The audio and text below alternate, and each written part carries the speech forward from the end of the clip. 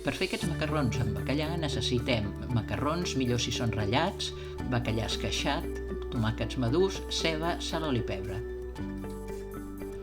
Posarem el bacallà amb remull i quan estigui al punt de sal l'escorrerem i l'esmicolarem.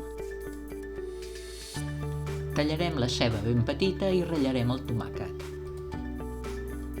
En una cassola ampla sofregirem la ceba fins que es dori.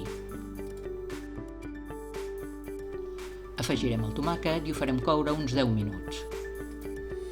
Al mateix temps posarem els macarrons a bullir, uns 2 minuts menys del temps indicat al paquet. Quan tinguem el sofregit ben confitat, incorporem el bacallà dessalat i el coem uns 5 minuts més. Afegim els macarrons al sofregit i donem unes voltetes uns minuts més.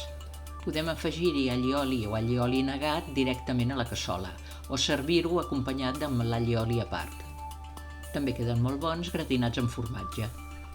Espero que us hagi agradat aquesta recepta, està boníssima!